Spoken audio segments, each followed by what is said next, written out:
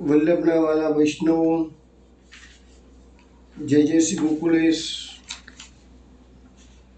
વૈષ્ણવ, ગઈકાલે સત્સંગમાં આપણે શ્રી ગોકુલેશ પ્રભુ ગધામાં જે ઉપદ્રવ થયો ત્યાર પછી ગધા છોડીને ગોકુળ પધાર્યા છે. અને ગોકુળમાં પધાર્યા પછી પણ માવનના ભૂમિયાઓનું કરણગત વધી એટલે પછી આપ શ્રી સપરિવાર મથુરા પધાર્યા. એ બધી કથા ગઈકાલે આપણે બધાએ શ્રવણ કરી. હવે આપણે પ્રાકૃત સિદ્ધાંતનું મંગલાચરણ ગાઈશું. जय जय गोकुल के जन जीवन प्रभु, जय श्री गोकुल पति राय, जय जय श्री गोकुल प्रिय आत्मा, जय श्री गोकुल सुखदाय, जय श्री गोकुल पति राय, जय जय श्री गोकुल नाथ जी, जय श्री गोकुल सुख धाम, जय जय लीला नीत नवी,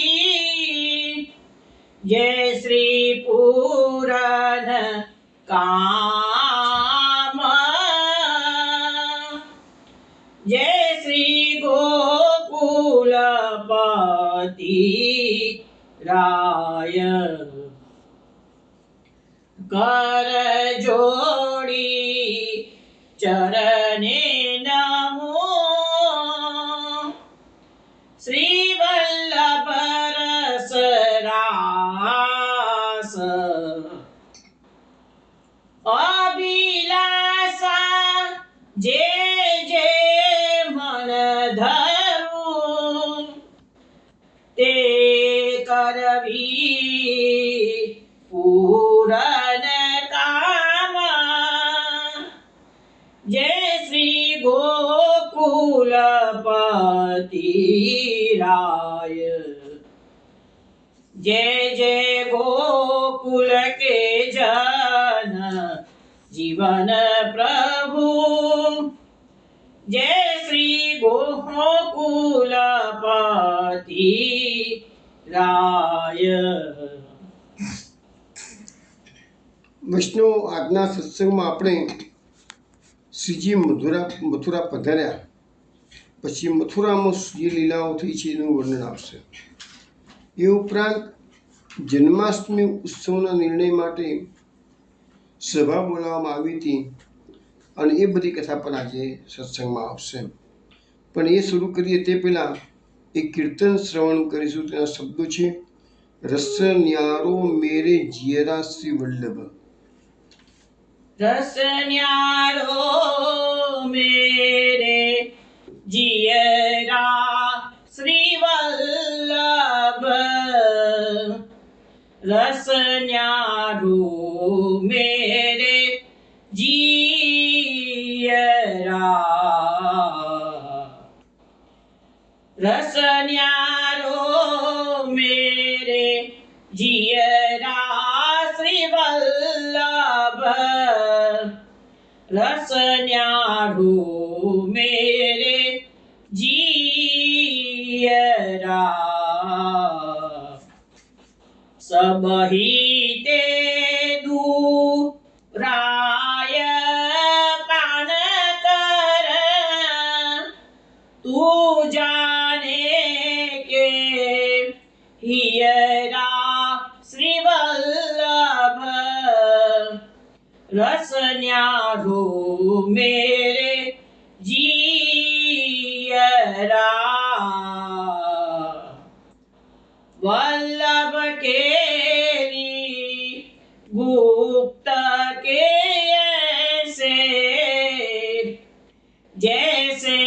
રસ યુવતી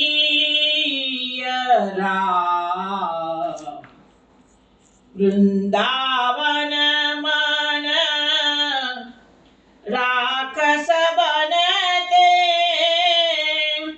જ્યો વ્યારતે દિયરા શ્રી વલ્લભ રસ ન્યારો મેરે જીયરા રસ ન્યારો મેરે જીયરા શ્રી વલ્લભ રસ ન્યારો મેરે જીયરા.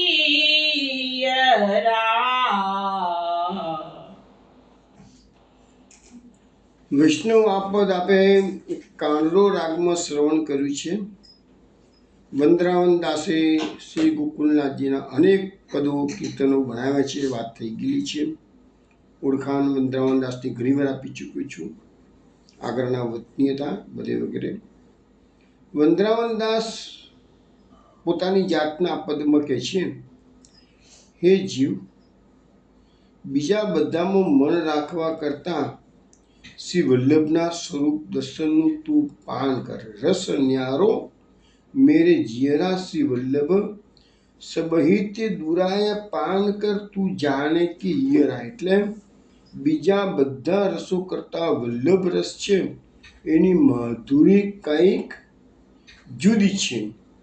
એટલે બીજા બધા રસો કેવા છે? નાશવંત છે, અનિત્ય છે. તેનાથી તારું મન તું પાછું વાળી લે અને તારું હૃદય જેને ઝંખે છે તે સ્વરૂપના દર્શનનું અનન્ય ભાવથી તું પાન કર. એટલે ગોકુલ શ્રી વલ્લભનો રસ જ એવો છે, ન્યારો છે. આ મુખકમળની માધુરી એવી અદ્ભુત વળી છે કે એનાથી આ જીવને દૂર જવાનું મન થશે જ નહીં કે છે.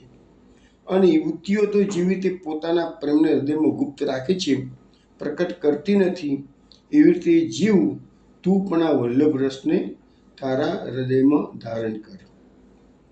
પછી કહે છે કે વલ્લભ કેલી ગુપ્ત કે એસે જૈસે રસ જ્યોતિયરા વંદરાવન મન રાખ સબન તે જો વ્યાર તે દિયરા.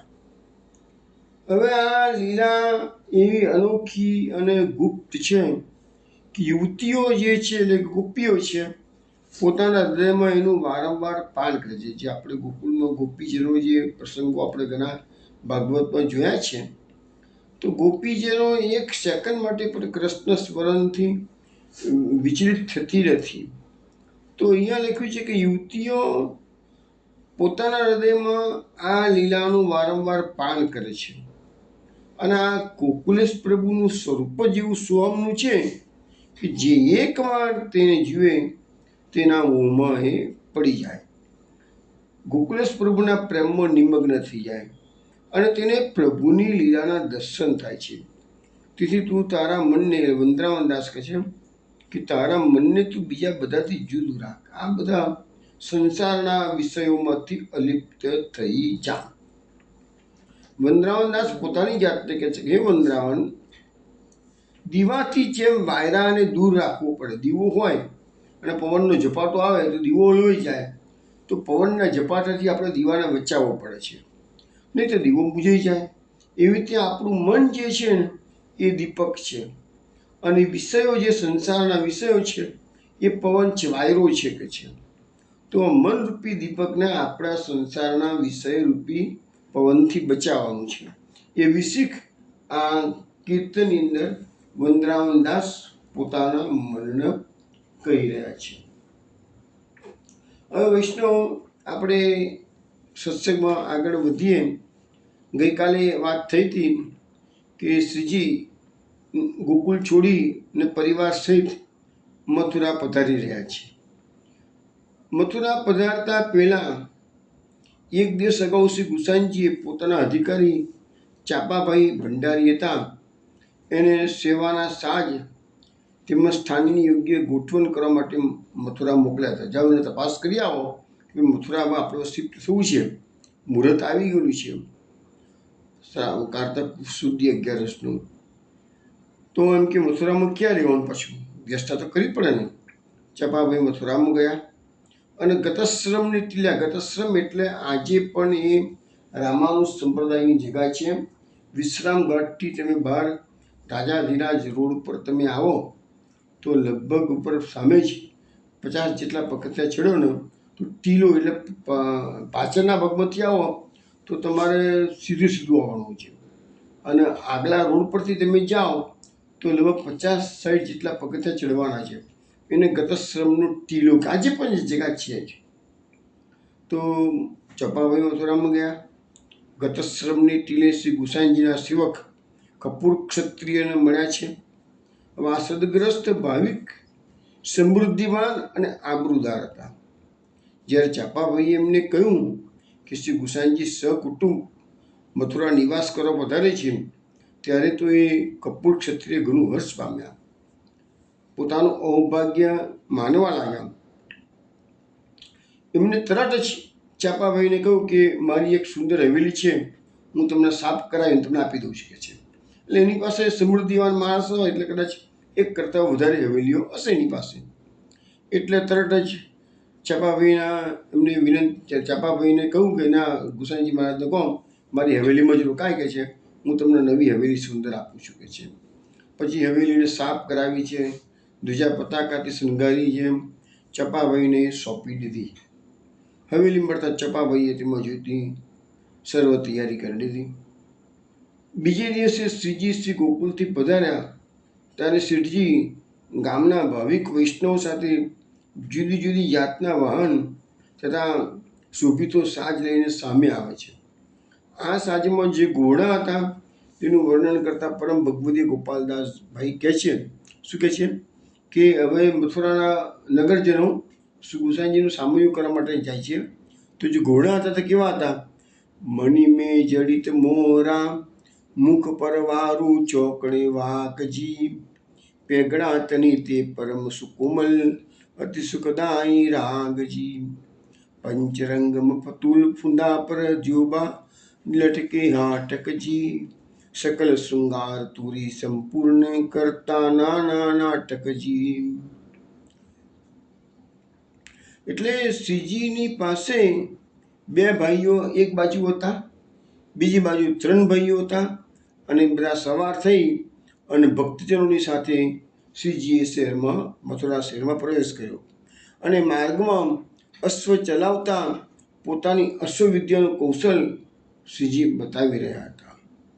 શ્રીજી શહેરમાં પધાર્યા એટલે ઘેર ઘેરથી અનેક સ્ત્રીજનો દર્શનાર્થે બહાર પધારે છે. કો આવ્યા સન્મુખ, કો ગલિયે, કા ઊભા નિજ દ્વારજી, ગેહ કાજ ભૂલ્યા સૌને એમ, વિવલ થયા નર નારજી. કોઈ આનંદ બેર ભરપૂરિત, દાય દાય ચઢ્યા અટાલીજી, નિરખે મહા સુંદર વર નિરૂપણ, સકેન આપ સંભાળજી. જોવા રહીએ પ્રેમ પુલકિત થઈ, ચિત્ર લખી સીડી સેજી, એકટક ચકિત થઈ જ્યાં ત્યાં, દયું હિ મહારાજા રાજેશ્વર, જે ઈશ્વરના ઈશ્વર જે હજી, તેને વાસ કર્યો જે સ્થળે, વર્ણન કેમ થાય તે હજી.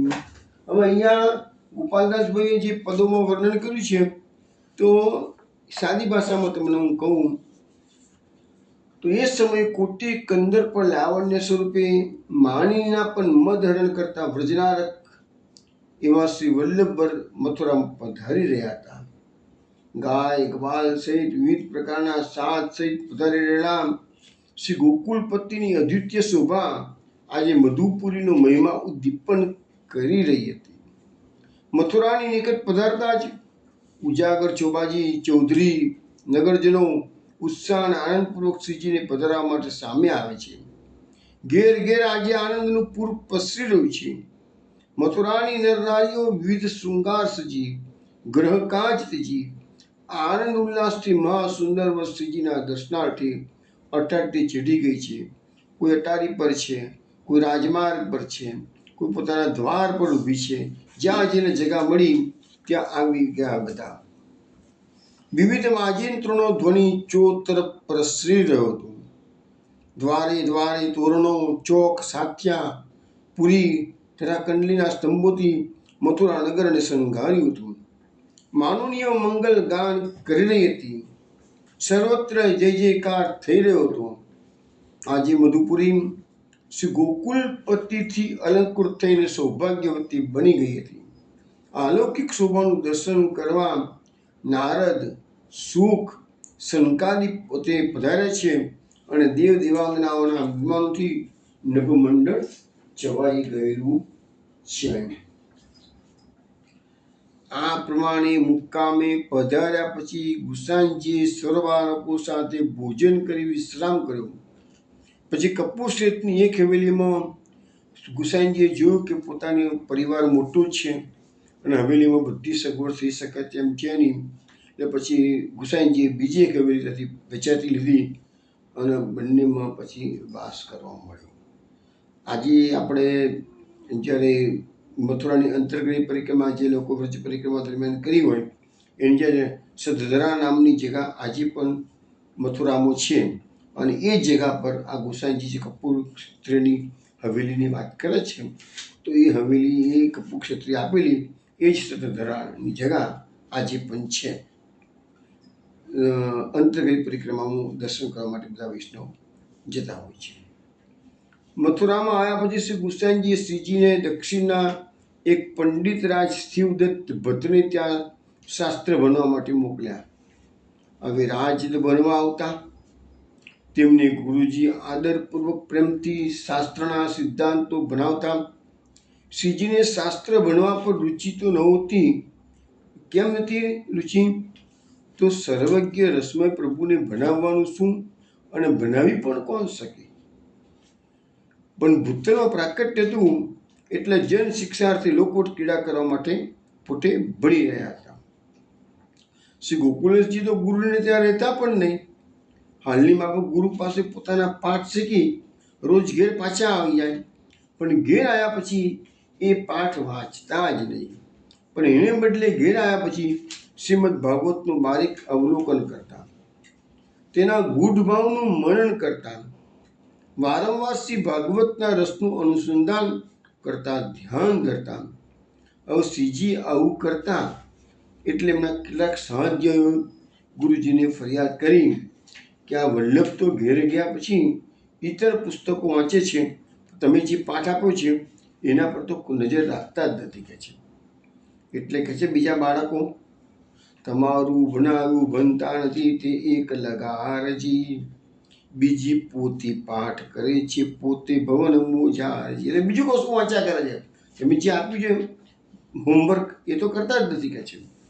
આ ઉપરથી ગુરુજીએ શ્રી વલ્લભને શ્રીજીને મોઢે પાઠ તૈયાર કરવા કહ્યું અને જણાવ્યું કે જો તમે પેલા પાઠ તૈયાર કરશો નહીં તો શ્રી ગુસાઈજી પરીક્ષાર્થે કંઈ પૂછશે તો જવાબ શું આપશો? તો ગુરુજીનો ઠપકો સાંભળતા વાર જ સર્વજ્ઞ શ્રીજીએ ગુરુના શીખવેલા સઘળા પાઠ મોટે ભણી બતાવ્યા. એ સાંભળીને ગુરુ તેમજ અન્ય વિદ્યાર્થીઓ ઝાંખા પડી ગયા. અરે તપાસ કર્યા વગર શ્રીજીને ઠપકો આપવા માટે હવે ગુરુને પશ્ચાતાપ થયો.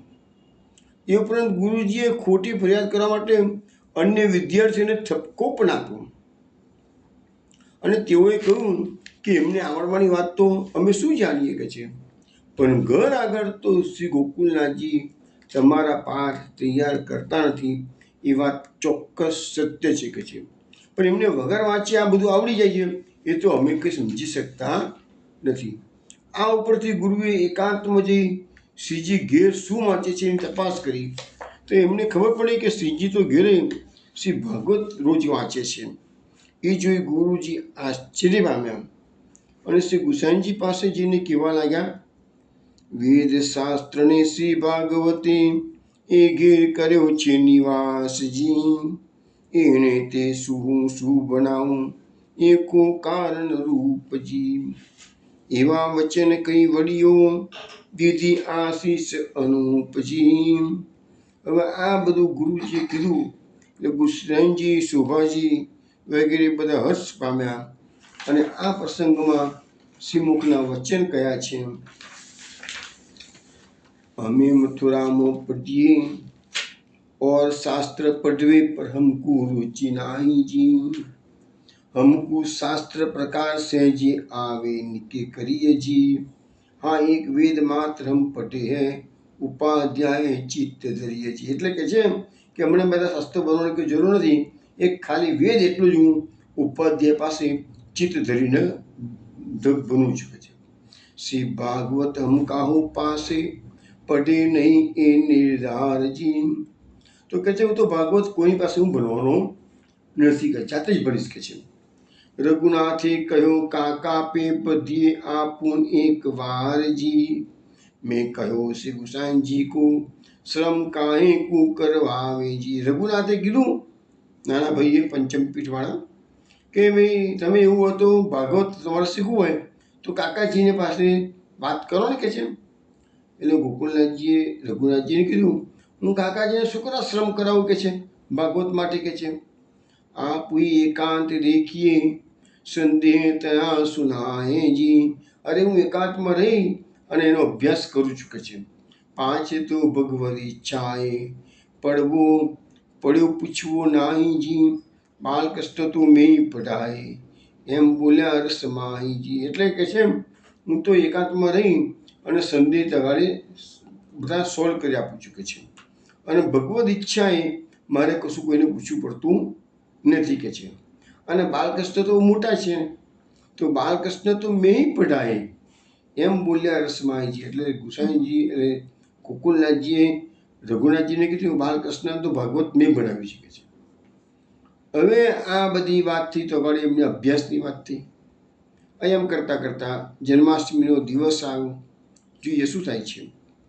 શ્રી ગુસાઈજી મથુરામાં પધાર્યા એ જ સાલ એટલે સંવત 1623 સાલ હતી। જન્માષ્ટમી પર એઓ શ્રી ગોવર્ધન પધાર્યા હતા। એ સમય અકબર બાદશાહના વજીર રાજા ટોડરમલ તથા બીજા બધા ઘણા લોકો દિલ્હીથી કે આગ્રાથી જન્માષ્ટમીનો ઉત્સવ કરવા માટે બાદશાહની રજાથી મથુરામાં આવ્યા। અને એ દિવસે શું થયું, જન્માષ્ટમીનો ઉત્સવ જોવા માટે બાદશાહ પણ મથુરામાં આવી ગયા। હવે જન્માષ્ટમીના દિવસે બાદશાહના મુકામ પર બિરબલ ગયા તો ત્યાં બાદશાહ જોયું તો બિરબલ તો પાન ચાવી રહ્યો જન્માષ્ટમીના દિવસે। તે બાદશાહે બિરબલને કહ્યું કે વ્રતને દિવસે પાન કેમ તમે ખાઓ છો કે છે। ત્યારે બિરબલે કહ્યું કે અમે તો જન્માષ્ટમીનું વ્રત ગઈકાલે કર્યું કે છે। આ સાંભળી બાદશાહે કહ્યું કે તમે તો શ્રી ગુસાઈના સેવક છો, તો પછી એમ જન્માષ્ટમી આજે જન્માષ્ટમી છે તો કાલે કેમ કરી કે છે। બિરબલે કહ્યું કે પંડિતોએ નિર્ણય કર્યો એ પ્રમાણે અમે જન્માષ્ટમી કાલે કરી કે છે।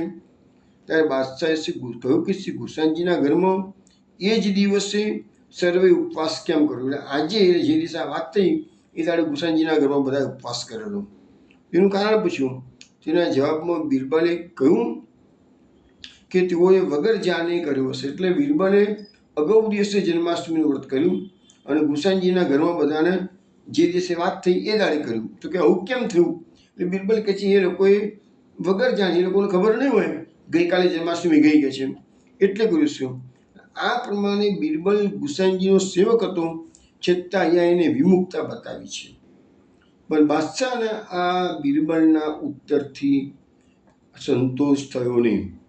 એને કહ્યું कि श्री गुसाई जी ईश्वर हैं और वो शास्त्र पढ़े हैं, इनके वहाँ बिन समझे आज उत्सव कैसे हो। श्री गुसाई जी तो ईश्वरનો અવતાર છે કે તો એને કંઈ સમજણ ના પડે અને ભૂલથી બીજે દિવસે જન્માષ્ટમીનો ઉત્સવ કરે એવું બને ખરું કે આવું કોણ દલીલ કરે છે? બાદશાહ। श्री गुसाई जी ईश्वर है और शास्त्र पढ़े हैं सोए जी, माँ पंडित है इनके घर विन समझे कैसे हो जी। ये निर्णय करवे को श्री गुसाई जी के घर जाइए जी, त्या ही सभा करी के सब मिली ये निर्णय किनो चाहिए। आ માંગલ્ય 22માં આ બધી વાતો ગોપાલદાસજીએ વર્ણન કરેલું છે। એટલે બાદશાહે બિરબલને કીધું કે ચલો આપણે બધા ગુસાઈજીના ત્યાં જઈએ અને તો સભા બોલાવીએ કે ભાઈ આવો જન્માષ્ટમી બીજા બધાએ ગઈકાલે કરી છે અને તમે આજે કેમ કરો છો, તો એનો નિર્ણય તમે કહો અમને કહે છે. એ નિર્ણય કરવા માટે આપણે બધા એમના ત્યાં જઈએ. તો સભા કરીશું, મળીને નિર્ણય કરીશું. ત્યારે બિરબલે શ્રી ગુસાઈજીને કહ્યું, તમારે બાદશાહને કહું કે ગુસાઈજીને આપણે ત્યાં જ બોલાવી દઈએ, કે છે અહીંયા જ બોલાવી દઈએ. અને કારણમાં જણાવ્યું કે હવે અહીંયા શું હતું કે ત્યાં આ ગુસાઈજીએ જે ઉત્સવ નિર્ણય કર્યો એની પહેલાં શું હતું કે વંદરાવનમાં પ્રબોધાનંદ સરસ્વતી એ નામના એક મહાન પંડિત રહેતા હતા. એટલે એ બધા મથુરાના બીજા બધા લોકો આ પ્રબોધાનંદ સરસ્વતીને જ ફોલો કરતા હતા. આની પહેલાં આ બનાવ બન્યો એની પહેલાં સંન્યાસી હતા. એટલે અહીંયા બિરબલે કીધું કે સંન્યાસી પ્રબોધાનંદ સરસ્વતી તો ઉનકે यहाँ કબૂલ આવી છે. એટલે શ્રી ગુસાઈજીને ઘેરે એ પ્રબોધાનંદજી તમે બોલાવશો તો ત્યાં તો નહીં જ આવે કે છે. આ સાંભળી રાજા તોદરમલ આસ્તિક ભાવ મળ્યો, વે ઉનકે ઘર નહીં જાય તો વે ઉનકે ઘર ક્યાં આવે છે. એટલે જો પ્રબોધાનંદજી ગુસાઈજીના ઘેર નહીં આવે તો ગુસાઈજી પ્રબોધાનંદ પાસે સામેથી શુક્રા પધારે કે છે, નહીં પધારે કે છે. તેથી બાદશાહે કીધું કે કામ કરીએ કે છે, આપણે ત્રીજે ઠેકાણે જ કે છે કે આ સભા બોલાવીએ, પછી તો કોઈનો વાંધો ના આવે ને. ત્રીજે ઠેકાણે કમલાકર ભટ્ટને ત્યાં પછી બાદશાહે સભાનું આયોજન કર્યું. ત્યાં સર્વ પંડિતોને બોલાવ્યા. ગુસાઈજીને ત્યાં પણ એક માણસ મોકલ્યો અને કહેવડાવ્યું કે જન્માષ્ટમી નિર્ણયની સવારે જન્માષ્ટમી ગઈકાલે કરી સાચી કે આજે સાચી એ નિર્ણયની સભા કરી છે, માટે તમે પધારો. આ માણસ બોલાવવામાં આવ્યો તે વખત શ્રીજીએ વિચાર્યું કે ગુસાઈજી તો ગોવર્ધન પર ગયેલા હતા, અહીંયા હતા જ દીકે છે અને બોલાવવા આવ્યો છે. શ્રીજીએ વિચાર કર્યું કે વડીલભાઈની આજ્ઞા સિવાય જવાય નહીં, એટલે ગિરધરજીની આજ્ઞા સિવાય જવાય નહીં. તેથી દામોદરદાસ ઝા એ વડ વગરના મોટા પંડિત બ્રાહ્મણ હતા અને આટલા વિદ્વાન હોવા છતાં પણ શ્રી ગુસાઈજીનો પ્રતાપ જોઈને એ શ્રી ગુસાઈજીના શરણે આવેલા હતા. તો શ્રીજી એ દામોદરદાસ ઝાને લઈ અને શ્રી ગિરધરજી પાસે ગયા અને એમને સર્વ હકીકત કહી કે ભાઈ એવી રીતે બાદશાહે સભા બોલાવી છે અને જવું પડશે કે છે. કાકાજી તો છે નહીં કે છે. અને શ્રી ગિરધરજીએ શ્રીજીને કહ્યું, શ્રી ગુસાઈજી ઘેર નથી તો તમારો શું વિચાર છે. તો શ્રીજીએ કહ્યું કે ભલે ગુસાઈજી નથી કે કાકાજી નથી, પણ સભા થઈ છે, બાદશાહે બોલાય છે, માટે જવું તો જોઈએ કે છે. તેથી શ્રી ગિરધરજી તથા શ્રીજી દામોદરદાસ પંડિતને લઈને ત્યાં સભામાં ગયા. તો રાજાએ સભા સહિત ઊભાથી બધાનું સન્માન કર્યું અને પછી સભા ભરવાનું કારણ કહી સંભળાવ્યું. સભા ભરતા પ્રબોધાનંદ સરસ્વતી અને ગિરધરજી અને શ્રીજીના વતીના એમના સેવક દામોદરદાસ જ્યાં વચ્ચે આ સંવાદ થવા મળ્યો. હવે અહીંયા આપણે જેને કે શાસ્ત્રાર્થ, તો એ જમાનામાં શાસ્ત્રાર્થ ખૂબ ચાલતા હતા કે ભાઈ સત્ય શું છે, શાસ્ત્રાર્થનો જવાબ શું છે. અહમ પોષવા માટે શાસ્ત્રાર્થ નહોતો. શાસ્ત્રાર્થ સત્ય શું છે એ જાણવા માટે શાસ્ત્રાર્થ હતો. અહીંયા સવાલ આવ્યો કે ભાઈ એક જેને કહે છે કાલે જન્માષ્ટમી, એક જેને કહે છે આજે જન્માષ્ટમી, તો સત્ય શું છે, સત્ય જાણવા માટે શાસ્ત્રાર્થ. પ્રબોધાનંદ સરસ્વતીને બોલાવાય. આ પ્રબોધાનંદ સરસ્વતીની વાત તો મને ટૂંકામાં કહું તો વંદરાવનની અંદર આજે પણ મદન મોહનજીનું મંદિર છે, ઊંચું ટીલા પર છે. ત્યાં એની સમાધિ પ્રબોધાનંદ સરસ્વતીની છે. પ્રબોધાનંદ સરસ્વતી મૂળ રંગનાથજીના મંદિરના તેઓના પૂજારીના ભાઈ હતા અને રંગનાથ રહેતા હતા. ત્યાંથી સંન્યાસી બનીને કાશીમાં પધારેલા. કાશીમાં એમનું સંન્યાસનું નામ હતું પ્રકાશાનંદ સરસ્વતી અને એટલા બધા વિદ્વાન હતા, આખા ભારતભરમાં પ્રખ્યાત થઈ ગયેલા હતા. 10,000 એ જેમનામાં એમની શિષ્યો હતા. પણ એ બધા શું છે, નિર્ગુણ બ્રહ્મના ઉપાસક એટલે કે અદ્વૈતવાદી હતા અને ચૈતન્ય મહાપ્રભુજીથી પણ ડબલ મોટી ઉંમરના હતા અને કાયમ માટે ચૈતન્ય મહાપ્રભુજીની ઠેકડી ઉડાવતા હતા. પણ બનાવો બધા એવા, અત્યારે કહેતું નથી લોબુ વાત, પણ બનાવો બધા એવા બન્યા કે ચૈતન્ય મહાપ્રભુજી પોતાના કૃષ્ણ ભક્તિના પ્રભાવના કારણે એ પ્રકાશાનંદજીનું આમૂલ પરિવર્તન કરી નાખ્યું અને જે અદ્વૈતવાદી હતા એ ભક્તિ માર્ગમાં એનો પ્રવેશ કરાયો અને એને પોતાના છોકરાની ઉંમરના ચૈતન્ય મહાપ્રભુજી પાસે શિષ્યત્વ ગ્રહણ કર્યું. પેલાની ઉંમર કશું નહીં તો 48-50 હશે અને આમની ઉંમર 24-25 વર્ષની ઉંમર હતી. ચૈતન્ય મહાપ્રભુજીની. તો શિષ્યત્વ એટલા મોટી ઉંમરના પંડિતને ભારતભરમાં પ્રખ્યાત હતા.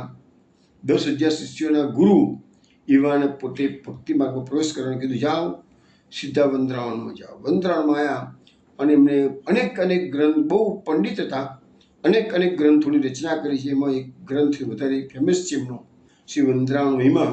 એમાં એમણે 100 શ્લોકોના 100 શતક લખ્યા છે. એટલે કે વંદરાવનનો મહિમા દર્શાવતા 10,000 શ્લોકોનું એક પુસ્તક લખ્યું. એ સિવાય બી ઘણા ગ્રંથો. એટલે એ જે શાસ્ત્રોમાં એ નિપુણ ગણાતા હતા. પણ એ લોકોનો જે સંપ્રદાય છે એ કયો કહેવાય? તો માધવ ગૌડ સંપ્રદાય. એટલે ગૌડ સંપ્રદાય એટલે શું છે કે જે આ ચૈતન્ય મહાપ્રભુજીનો જે ગૌડ સંપ્રદાય અને મધ્વાચાર્યજી જે આપણા જે 4 આચાર્યો થઈ ગયા ભારતમાં, એમાં માધવાચાર્યજી છે એ દ્વૈતવાદી હતા. દ્વૈતવાદી. આપણા વલ્લભાચાર્યજી છે એ શુદ્ધાદ્વૈતવાદી અને પેલા દ્વૈતવાદી. તો એ દ્વૈતવાદી જે મધ્વાચાર્યજી છે એનો એક ફાટો પડ્યો, એ જ આ ગૌડ સંપ્રદાય. આપણે ઇસ્કોન કહીએ છીએ, ચૈતન્ય મહાપ્રભુજી કહીએ છીએ, એ બધા ગૌડ સંપ્રદાય કહેવાય. અને મધ્વમાંથી ફોટો પડ્યો છે માટે એને મધ્વ ગૌડ સંપ્રદાય કહેવાય. એટલા પ્રબોધાનંદ સરસ્વતી શું એમ શાસ્ત્રના પૂરેપૂરા નિષ્ણાત હતા. હવે જોઈએ કે શાસ્ત્રાર્થમાં શું થાય છે. એટલે પ્રબોધાનંદ સરસ્વતી કહે છે, ભાઈ તમે આજે વ્રત કેમ કર્યું અને તમે કયા મતને અનુસાર આજે વ્રત કરો છો? જન્માષ્ટમી દાડે આ લોકોની સભા ભરાય છે. ત્યાં દામોદર દાસ આપણે શ્રીજીના વતીના એમના પંડિત, એમના શિષ્ય સેવક દામોદર દાસ જ્યાં કહે છે, તમે જે કાલે વ્રત કર્યું છે એ તમે કોના મત પ્રમાણે કર્યું એ તમે પહેલાં કહો કે છે. એટલે પ્રબોધાનંદ સરસ્વતી કહે છે કે અમે તો મધ્વાચાર્યના મત પ્રમાણે આ કામ કરીએ છીએ કે છે. તો મધ્વાચાર્યનો મત પ્રમાણ છે કે અપ્રમાણ છે? તમે કોના પ્રમાણ માનતા નથી કે મધ્વાચાર્યના મત કહે છે? દામોદર દાસે કીધું કે ભાઈ મધ્વાચાર્યના મત પ્રમાણે તો મામાની કન્યા સાથે પણ લગ્ન થઈ શકે કે છે. તો આજે તમે કેમ કહો મામાની કન્યા સાથે લગ્ન કરતા નથી? જો મધ્વાચાર્યને તમે માનતા હો તો માધવાચાર્ય તો કીધું જેમ કે માતુલની કન્યા સાથે લગ્ન થાય, તમે કેમ કરતા નથી? એટલે એ બાબતમાં એ મત એમનો જે છે એ અપ્રમાણ છે. અને એમ છતાંય કન્યા કે દેવી એ બાબતમાં મધ્વાચાર્યનો મત છે એ પ્રમાણ ગણાય છે. તેથી મધ્વાચાર્યનો મત પ્રમાણ નથી અને અપ્રમાણ છે એ બંને વસ્તુ તમારા કેસમાં આવે છે. પણ અમારી જે વાત છે એટલે કે આપણા પુષ્ટિ માર્ગોની વાત છે.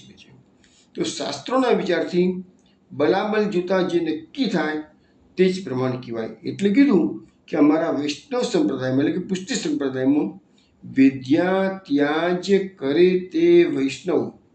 એટલે અષ્ટમીનો જે એટલે કીધું કે એવા અનેક વચનો છે. માટે 9મી છોડી શુદ્ધ અષ્ટમીનું વૈષ્ણવે વ્રત કરવું જોઈએ. જો સૂર્ય ઉગતા કિંચિત પણ અષ્ટમી હોય અને બાકીનો દિવસ નમનો હોય તો પણ એ દિવસે અષ્ટમીનું વ્રત કરવું જોઈએ. આપણે તમને કદાચ ખબર છે જ કે આપણા ત્યાં ગુસાઈજી ઉત્સવ નિર્ણય નામનો ગ્રંથ લખેલો છે. આ 12 માસના જે ઉત્સવો આવે છે તે ઉત્સવો ક્યારે ઉજવવા એનું એક પ્રમાણ આપણને સમજાવીને ગુસાઈજી ગયા છે. એટલું જ નહીં પણ સ્વામિનારાયણ સંપ્રદાયની જે શિક્ષાપત્રી છે એમાં પણ આ બાબતનો ઉલ્લેખ છે કે ઉત્સવ નિર્ણય માટે તમારે જો કોઈ ગૂંચવણ ઊભો થાય તો શ્રી ગુસાઈજીની જે ઉત્સવ નિર્ણય છે એને તમારે ફોલો કરવાનો. સ્વામિનારાયણના આચાર્યો પણ ગુસાઈજીને ફોલો કરવા માટે લખીને ગયા છે. એટલે ગુસાઈજીનો ઉત્સવ નિર્ણય ગ્રંથ છે એ એકદમ સ્ટાન્ડર્ડ કહી શકાય. એટલે જે ગુસાઈજી સમજાવે છે, તમે પણ વૈષ્ણવ આ વસ્તુ સમજવા પ્રયત્ન કરજો કે આપણા તો 2 એકાદશી હોય છે તો આપણે બીજી એકાદશી કરીએ છીએ અને બીજા પેલા લોકો પેલી એકાદશી કરે છે, બ્રાહ્મણ લોકો શિવપંથીઓ. એનું કારણ શું? તો સિદ્ધાંત થોડોક સમજવાનો પ્રયત્ન કરો. સિદ્ધાંત સમજી શકાય એવું ઇઝી છે. આખો દિવસ એકાદશી ભલે હોય પણ સવારે સૂર્યોદય વખતે જો 10મી હોય અને પછી 11 માનો કે સવારે સૂર્યોદય 1:20 સૂર્યોદય થયો હોય એ વખત 10મ હોય અને 7 વાગે 11 બેસી ગઈ એટલે આખો દિવસ એકાદશી થઈ કે ના થઈ? પણ આપણે પુષ્ટિ માર્ગે વૈષ્ણવ ના પડે છે. એ દિવસે આપણે એકાદશી કરવાની નહીં. ક્યારે એકાદશી કરવાની? તો સૂર્યોદય જ્યારે થાય, સૂર્યોદય પાછું બદલાતો હોય, તો જે દિવસે સૂર્યોદય વખતે સવારે આપણે ઉઠીએ અને 6:20 કે 6:25 કે 6 વાગે કે 7 વાગે શિયાળામાં સૂર્યોદય મોડો થાય, ઉનાળામાં વહેલો થાય.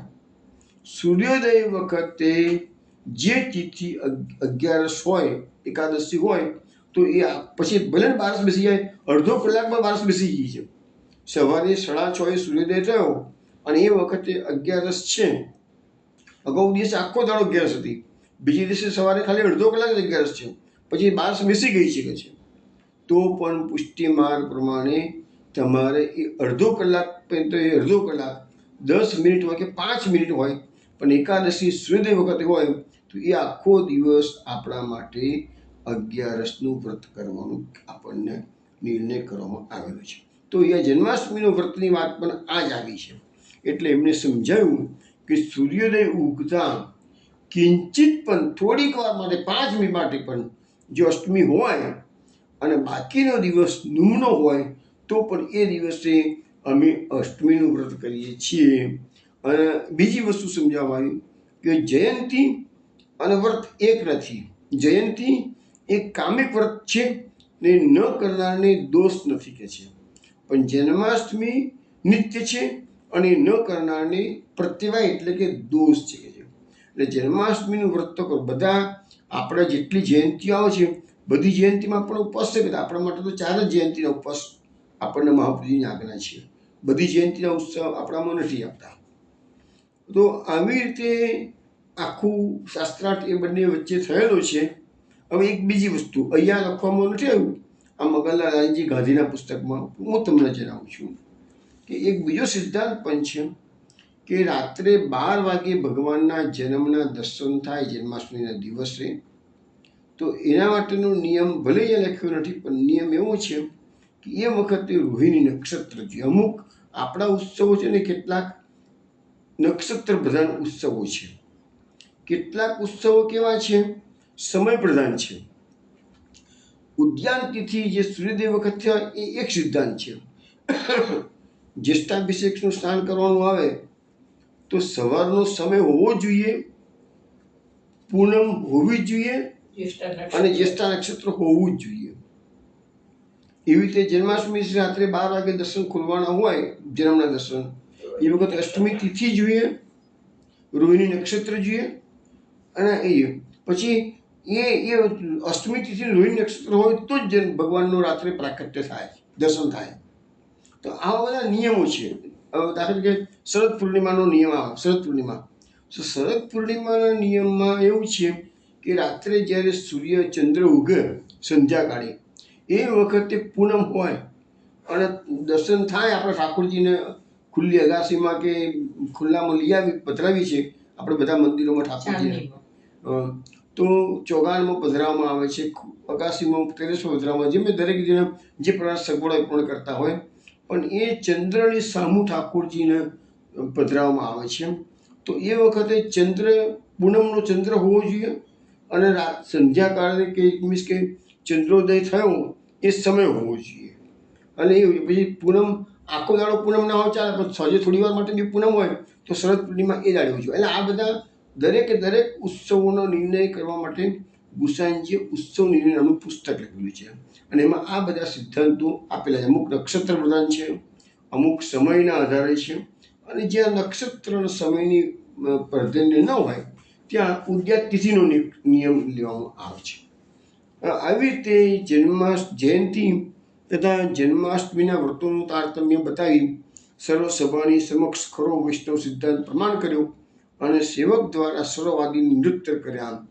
હવે આ સ્થાને કોઈ શંકા ઉઠાવે કે શ્રી ગિરધરજી અને શ્રીજી પોતે સભામાં કેમ ના બોલ્યા, તો પછી એનું કારણ એટલું જ છે કે ગ્રહસ્થે સંન્યાસીનો કોઈ પણ પ્રકારે વધ કરવો નહીં એવી સાથે. એટલે પ્રકાશાનંદ સરસ્વતી એ સંન્યાસી છે અને ગોકુલનાથજી ગિરધરજી બધા ગ્રસ્ત ધર્મ પાળે છે. હજુ લગ્ન થયા નથી ગોકુલનાથજીના, પણ એ ગ્રસ્ત તો કહેવાય જ ને. એટલે કે જે સંન્યાસી જોડે તમે એને ઉતારી પાડો, અપમાન કરી નાખો, એનું અપમાન થાય, એની અવજ્ઞા થઈ કહેવાય ને. એટલે કહે છે કે એમને આ દામોદર દાસ જણે આજ્ઞા કરી હતી કે તમે અમારાથી શાસ્ત્રાર્થ કરો કે છે.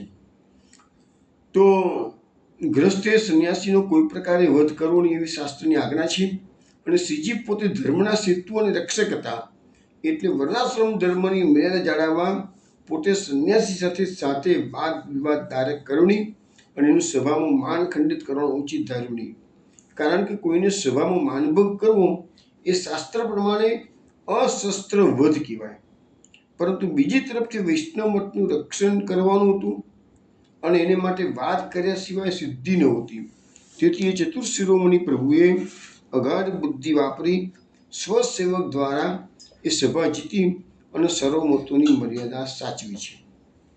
પછી આ સિવાય સેવક પાસે વાત કરવાનું બીજું એક કારણ એ પણ હતું કે બિરબલ સેવક થઈ સ્વામીથી વિમુખ થઈ ગયેલો હતો અને અન્યાસ્ય તથા અન્ય સંબંધ કર્યો. પણ પુષ્ટિ પ્રભુ સદા સર્વદા શરણસ્થ જીવોનું હિત કરે છે. તેથી એને ગુરુના અપરાધમાંથી મુક્ત કરવા વૈષ્ણવ દ્વારા શિક્ષા લીધી. કારણ કે ગુરુનો અપરાધ થયો હોય તો ભગવદી દ્વારા એમાંથી મુક્ત થઈ શકાય એવું એતન માર્ગનો સિદ્ધાંત છે. અહીં બિરબલને સભામાં થયેલી પોતાના મતની હાર એ એની શિક્ષા હતી અને શ્રીજીએ પોતે શિક્ષા ન કરતા સેવક દ્વારા કરાવી. નિર્ણય થઈ રહેતા બાદશાહ શ્રી ગિરધરજી ત્યાં શ્રીજીને માન આપીને વડાવીને સભા વિસર્જિત કરી પોતાને મુકામે બાદશાહ જાય છે. શ્રી ગુસાઈજી જ્યારે મથુરા આવ્યા ત્યારે એમને આ બધા સમાચાર મળ્યા. ગુસાઈજીને અતિ આનંદ થયો અને એમને તરત જ જન્માષ્ટમી નિર્ણય નામનો એક સંસ્કૃત ગ્રંથ બહાર પાડી અને શ્રીજીએ પણ સર્વના સંદેહ ટાળ્યા. આ પ્રસંગથી ખ્યાલ આવ્યો કે જન્માષ્ટમીનો નિર્ણય કેવી રીતે થાય.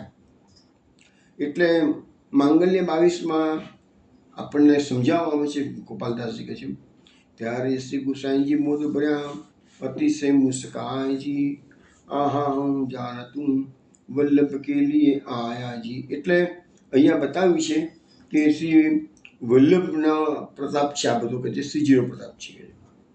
હવે સંવત 1623માં શ્રી ગુસાઈજી ઘરના સેવ્ય સ્વરૂપોની સેવાનો કારભાર શ્રીજીને સોંપી અને મથુરા પધાર્યા, દ્વારકા પધાર્યા. એવામાં મહાવતી સાતમના દિવસે શ્રી ગોવર્ધનાથજી શ્રી ગુસાઈજીને ત્યાં પરોણાચારે મહેમાન તરીકે પધાર્યા છે. હવે આપણે આ પ્રસંગ પણ જાણીએ છીએ કે ગુસાઈજી જ્યારે ગુજરાતના પ્રવાસી હતા અને ગિરધરજીને આજ્ઞા કરી પ્રભુએ, શ્રીનાથજી બાબાએ, કે મારા ગિરધર તમારું ઘર જોવા માટે મથુરા આવું છે. એ દિવસની આ વાત છે. તો મહાવતી સાતમના દિવસે શ્રી ગોવર્ધનાથજી શ્રી ગુસાઈજીને ત્યાં પરોણાચાર્ય પધારે છે. એટલે એ વાત સતધરાની અંદર આપણા જે જાઓ તો શ્રીનાથજીનું સ્વરૂપ ત્યાં પધરાવેલું છે. અને શ્રી ગોવર્ધનાથજીના અચાનક પધારવાની સમાચાર મળતા જ તો ગિરધરજી લેવા માટે સામે પધાર્યા. હવે અહીંયા એવું કશું બતાવવામાં આવતું નથી કે શ્રીનાથજી બાબા જતીપુરાથી મથુરા પધાર્યા તો કોણ પધરાઈ ગયું. કારણ કે વાર્તા સાહિત્યમાં એવું આવે છે કે ગિરધરજી લઈને આવ્યા હતા. અહીંયા એવું બતાવવામાં આવે છે ગિરધરજી સામે લેવા માટે પધાર્યા. એટલે સામે લેવા માટે પધાર્યા એટલે જતીપુરા પધાર્યા કે મથુરા સુધી પહોંચ્યા એ વસ્તુ ઇન્ડિકેટ કર્યું નથી. પણ તેઓ પછીતની ભીત તોડી મંદિરમાં પધાર્યા. અહીંયા પાછું એવું પણ લખ્યું છે. અને આ સમય વસંત ઋતુનો હતો. તેથી શ્રી ગોવર્ધનાથજીના પધારાની ખબર મળતા જ વહુ, બેટી, બાળક વગેરે સર્વના મનમાં પોતાના પ્રાણ પ્રભુને ખેલાવવાનો, અમૂલ્ય લાભ મેળવવાનો આનંદ, એવો ઉત્સાહ પ્રકટ થયો. હવે શ્રીજી સર્વ કુટુંબીઓ, સેવક વર્ગ શ્રી ગોવર્ધનાથજીને વસંત ખેલાવવા માટે એટલા આતુર અને અધીરા બની ગયા કે માર્ગની પ્રણાલિકા પ્રમાણે ખેલનો સમય તો રાજભોગ પછી હોય, તો પણ શ્રી ગોવર્ધનાથજી પધાર્યા તે વખતે રાજભોગની વાર હતી. રખીને પાછા પધારી જાય એવા ભયથી શ્રીજીએ રાજભોગ ધરતા પહેલાં આપણે ખેલમાં પધરાવ્યા અને ખેલ થઈ રહ્યા પછી રાજભોગ ધર્યો.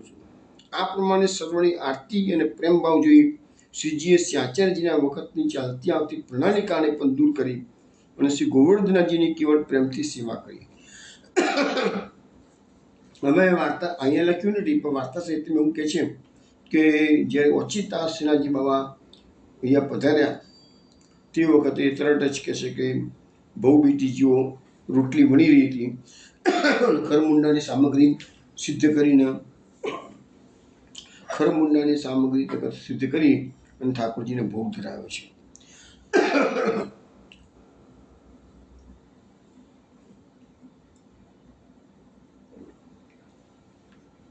પછી હોળી ખેલના દિવસો હતા. શ્રીજી બાબાને મથુરા તો શહેર હતું, આજે બી શહેર છે. શ્રીજી બાબાને તોગાડે નાટક ચેતક તમાશાવાળાને જોવાથી ગિરધરજીને શ્રીજીને આજ્ઞા કરે કે મને જોવા લઈ જાઓ કે છે. નાનું બાળક છે ને શ્રીજી હતો, તો શ્રીજીએ ના પાડી કે આ તો શહેર છે બાબા, તમારાથી બહાર નહીં જવાનું તમારે, અમે નાટક ચેતકવાળાઓને તમાશાવાળાને અહીંયા બોલાવીશું. તો આજે પણ એ હોળી ખેલના દિવસોમાં નાથદ્વારામાં આજે પણ એ પ્રણાલિકા ચાલે છે કે હોળી ખેલના દિવસોમાં નાથદ્વારાની અંદર એ બધા કાર્યક્રમો નાટક ચેટકના બધા થતા હોય છે. હવે મંદિરમાં નથી થતા, પણ બહાર ખુલ્લા મેદાનમાં થાય છે, પણ થાય છે ખરા.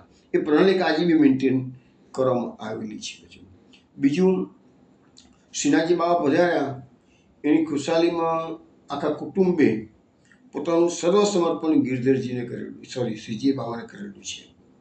તો એક બેટીજીના નાકમાં વારી રહી ગઈ હતી, બધું સમર્પણ કર્યું, વારી રહી ગઈ. તો શ્રીનાથજી બાબા કીધું પેલી વારી છે ને બાકી રહી ગઈ છે. તો શ્રીનાથજી બાબાએ સામે ચાલીને માગીને એ બેટીજીના નાકની વારી માગી લીધી છે. એવું વાર્તા સાહિત્ય અહીંયા નથી લખેલું, પણ વાર્તા સાહિત્યમાં આવે છે. હવે અહીંયા પુષ્ટિ માર્ગમાં પ્રેમથી સેવા એ મુખ્ય છે અને પ્રણાલિકા એ મુખ્ય નથી. એના માટે એવું કહે છે, શાસ્ત્રમ નિયામકમ તાવત યાવત પૂર્ણા કૃપા ન તે. જ્યાં સુધી પ્રભુની પૂર્ણ કૃપા હોતી નથી ત્યાં સુધી શાસ્ત્રના નિયમો નિયામક છે. એટલે સવાલ એ છે કે ઘણી વખત સમજાવું છું ને કે આપણો માર્ગ જે છે ને એ લૌકિક વૈદિકથી પરનો માર્ગ છે. યદિ શ્રી ગોકુલાદીશો ધૂર્ત સર્વાત્મના નદી તટ કિમ પરમૃહિ લૌકિક વૈદિકેરપી આપણે બોલીએ છીએ. તો એ વસ્તુ છે. તો આ નિયમો એ શાસ્ત્રની વાત આવી. પ્રેમ એ બધાથી સર્વોપરી છે. પણ જ્યાં કૃપા થઈ, હૃદયમાં પ્રેમાવેશ થયો એટલે સર્વ નિયમો વ્યર્થ થઈ ગયા. આવા પરમ કૃપાળુ અને પ્રેમી ભક્ત જાણી જોઈને શાસ્ત્રની આજ્ઞાનું ઉલ્લંઘન કરતા નથી, પરંતુ દેહાનુસંધાન રહિત દશામાં અને પ્રેમના પૂર્ણ આવેશમાં તેઓને એનું ભાન રહેતું નથી. એટલે ભગવાનના ભક્તો હોય ને એ પ્રેમમાં જે પરવશ બની જાય તો ક્યારેક દેહાનુસંધાન ના રહે અને શાસ્ત્રના નિયમનું ઉલ્લંઘન થઈ જાય તો એનો કશો વાંધો આવતો નથી. આવી રીતે સેવ્ય સ્વરૂપ અને એમના સુખના વિચારોમાં લીન થઈ પોતાની સર્વ એકાદશ ઇન્દ્રિયો તન્મય થાય એ જ એતન માર્ગનું સર્વોત્કૃષ્ટ ફળ છે. એટલે આપણી સર્વ ઇન્દ્રિયો કૃષ્ણમય બની જાય એ જ આપણું ફળ છે. પણ જો સામાન્ય મનુષ્ય દેખાદેખીથી અથવા મહદ ભક્તોનું સ્વાર્થ દ્રષ્ટિથી અનુકરણ કરે તો એમને એ અપરાધ ભોગવવો જ પડે છે. એટલે કહે છે કે એવી રીતે ન ચાલે, તમારે કહે છે જાણી જોઈને નહીં કરવાનું, થઈ જાય તો ચાલે. હવે શ્રી ગોવર્ધનનાથજી 2 માસ ને 21 દિવસ મથુરામાં બિરાજ્યા અને એમને શ્રીજી નિત્ય અનેક પ્રકારના નવતમ ભોગ રાગ સમર્પતા. આ સમયે શ્રી ગોવર્ધનનાથજીની સેવામાં સર્વ બાળકો અને ગૌ બેટીજીઓ એટલું સુખ પામ્યા કે સર્વને એવો આનંદ થયો કે કોઈએ દિવસ ઉગ્યો જાણ્યો. એટલે એમ કહેવાય છે કે અસ્તપ્રહર સેવા ચાલતી હતી. કે છે માસ યા રે સુખ કો નહીં પારજી, ઉદય અસ્ત જાણ્યો નહીં કાઉ એસો મયો પ્રકારજી. આ 22મા મંગલ્યમાં ગોપાલદાસજી લખે છે. શ્રી ગુસાઈજીની સાથે ગોવર્ધનજીના પોતાના ત્યાં પધારાના સમાચાર દ્વારકામાં મળ્યા ત્યારે એમણે શ્રીજીને પત્ર દ્વારા લખ્યું કે કાંઈ સંકોચ કરશો નહીં, તમારાથી બને એ કરજો. આ પ્રમાણે સેવા કરી શ્રીજીએ સ્વજનોને સેવક ધર્મનું રહસ્ય બતાવ્યું. ઈતનો ધર્મ સાધારણ તે તદિકતા એ કહીએ જી, પોતાના પ્રભુ સાથે કરવું એની વાત રહીએ જી.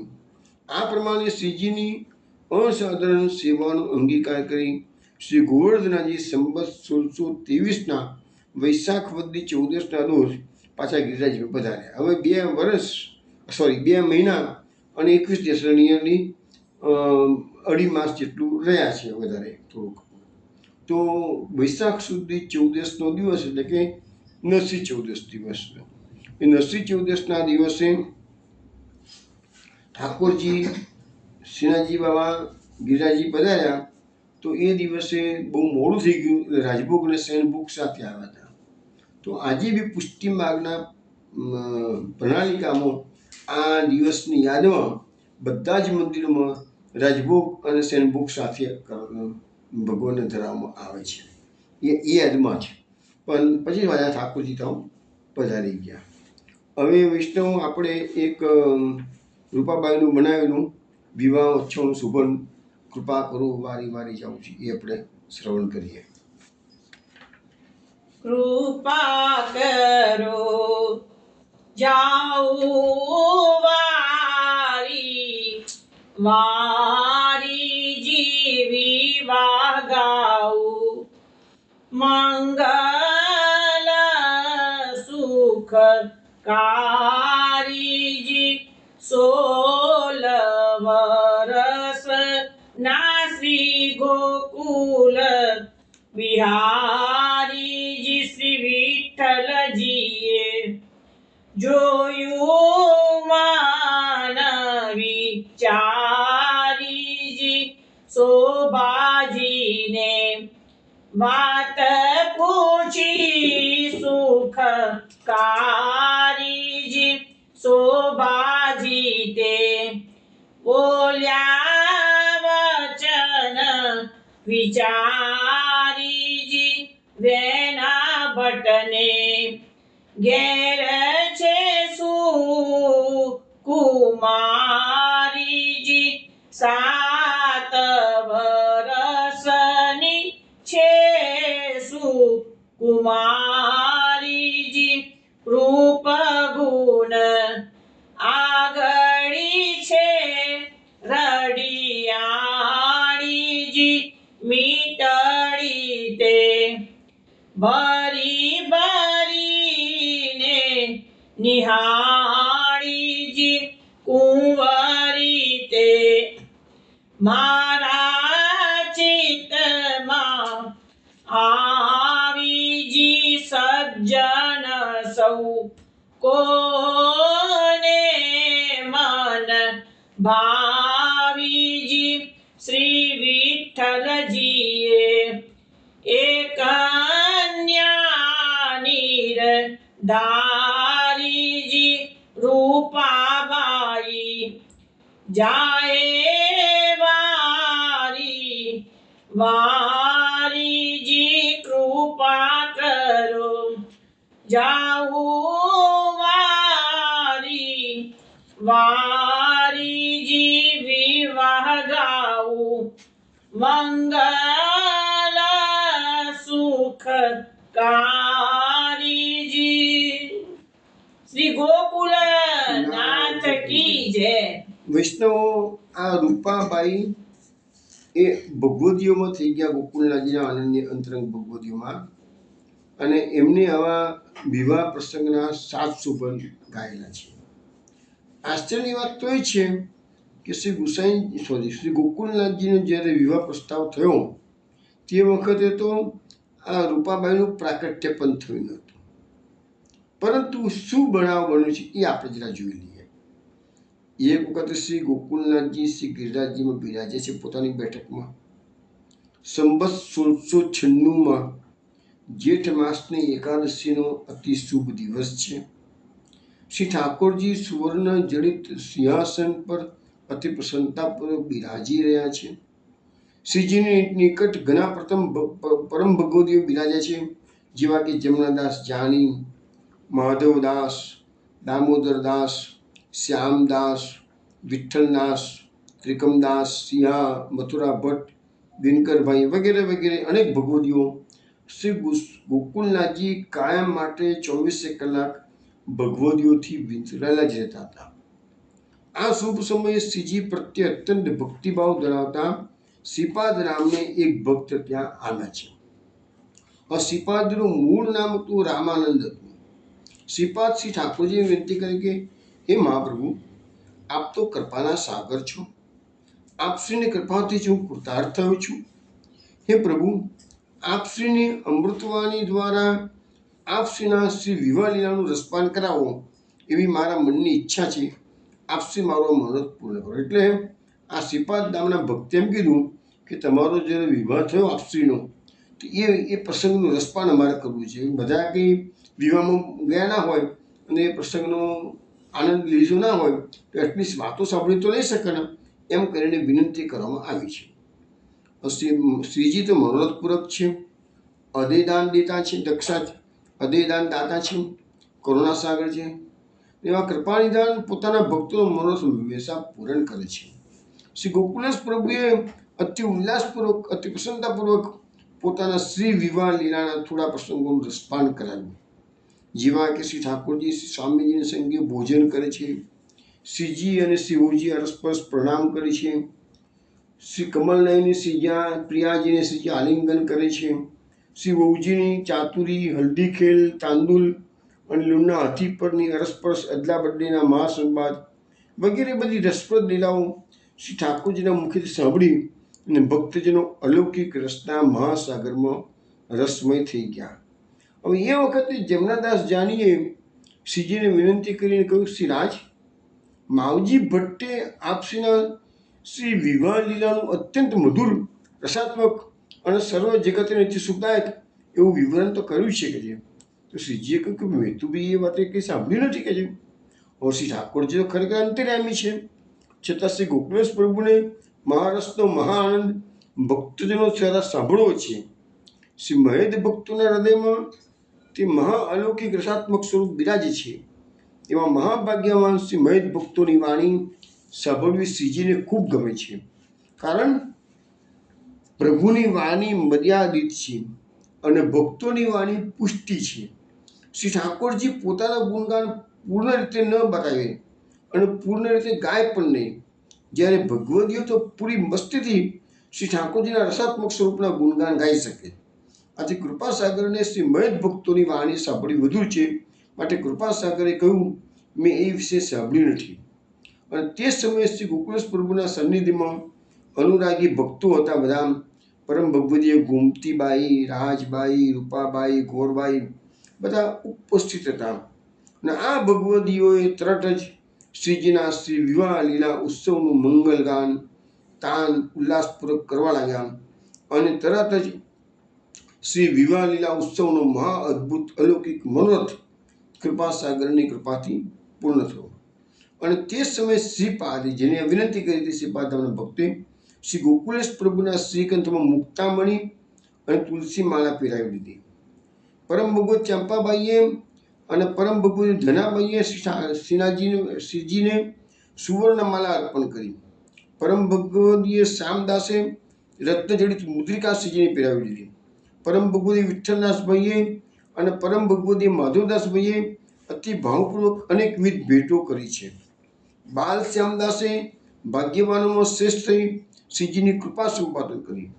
શ્રી ભાગ્યરાજ મોહનભાઈજીના માતા ફૂલાભાભીએ શ્રીજીને સર્વ પરિવાર સહિત સેવકજનોની સંગમાં વિવિધ પ્રકારનું શ્રેષ્ઠ ભોજન કરાવ્યું. આ રીતે શ્રી ગોકુલેશ પ્રભુ શ્રી ગિરિરાજજીમાં 3 દિવસ બિરાજ્યા અને અતિ મહાઆનંદ ભક્તજનોને આપ્યો.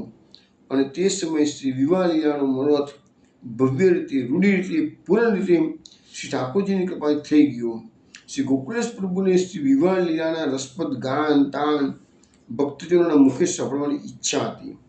શ્રી ગોકુલેશ પ્રભુ સમય અનુસાર શ્રી વિવાહ લીલાના પ્રસંગોની સુરતી કરી ભક્તજનોને તે લીલાનું રસદાન કરે છે. હવે આ વખતે ત્યાં રૂપાબાઈ પણ હાજર હતા. શ્રી ગોકુલેશજીને પોતાના શ્રી વિવાહ લીલાના પ્રસંગોનું યશ શ્રી મહેદ રૂપાબાઈ દ્વારા પ્રકટ કરાવવાની ઈચ્છા થઈ. રૂપાબાઈ શ્રી ઠાકોરજીના અંગની સૃષ્ટિમાં છે. જે ભક્તિ શક્તિનું પ્રાકટ્ય શ્રી કૃપાસાગરની ઈચ્છાથી ભૂતલ પર થયેલું છે. તો શ્રી ગોકુલેશ પ્રભુ શ્રી વિવાહ લીલાના પ્રસંગો અતિ ભાવ સહિત શ્રી મુખે કહી રહ્યા હતા. શ્રી રૂપાબાઈ એ પ્રસંગો ભાવથી સાંભળતા જાય છે અને તે ભાવ તેમની કલમ દ્વારા રસમય શોભન લગાતા જાય છે. અને લખતા લખતા શ્રી ઠાકોરજી કૃપાથી અતિ મહા અદ્ભુત 7 શોભનો શ્રી વિવાહ લીલાના લખાઈ ગયા. અને તે જ સમયે શ્રી રૂપાબાઈએ અતિ આનંદ, ઉત્સાહ અને ઉન્નતભેર ગાયને સંભળાવ્યા. શ્રી ગોકુલેશ પ્રભુએ સાથે શોભનનું હૃદયારૂઢ થઈ ભાવથી સાંભળીને તેનો અંગીકાર કર્યો અને તે શુભ સમયે શ્રી વિવાહ લીલાનો મનોરથ કૃપા સાગરની અસીમ કૃપાથી થયો. શ્રી ઠાકોરજીના શ્રી વિવાહ લીલા સમયે શ્રી રૂપાબાઈનું ભૂતળ પર પ્રાકટ્ય થયું હતું નહીં, પણ શ્રી ગોકુલેશ પ્રભુને પોતાના ભક્ત દ્વારા પોતાના શ્રી વિવાહ લીલાનો યશ પ્રકટ કરાવો છે. ભૂતળ પરની મહાભાગ્યવાન સૃષ્ટિ આજે પણ શ્રી રૂપાબાઈ રચિત શોભન શ્રી વિવાહ લીલા ઉત્સવમાં ગાય છે અને શ્રી વિવાહ લીલાનો મહારસ માને છે અને તે શોભન ગાઈને શ્રી રૂપાબાઈની સ્તુતિ કરીએ છીએ. શ્રી ઠાકોરજીના વિવાહ લીલાના મંગન ગાન તાન સાથે શ્રી વિવાહ લીલા ઉત્સવ ધામધૂમથી શ્રી ગોકુલેશ પ્રભુની સૃષ્ટિ મનાવે છે. વૈષ્ણવ આજે પણ જોગાનું યોજ અધિક માસમાં જેઠ વદી બીજ એટલે શ્રીજી બાવાનો શ્રી ગોકુલનાથજીનો વિવાહનો દિવસ, આજે વિવાહ ઉત્સવનો દિવસ આજે જોગાનો ઉદ્યોગ છે. આજે આપણે આ કૃપા કરો જાવું વારી વારીથી અધિક માસ છે એટલે એ બાકી અધિક માસ જેઠ સુધી. બાકી હા, જેઠ અને આપણે ગાવ્યું છે. હવે આવતીકાલથી સત્સંગની અંદર આપણે આ જે વિવાહ ઉત્સવ છે એનું 2 કે 3 દિવસ સુધી એ પ્રસંગોનું આપણે રસપાન કરીશું. કાલ રાત્રે પાછા 8 વાગે આપણે મળીશું. ત્યાં સુધી જય શ્રી ગોકુલેશ.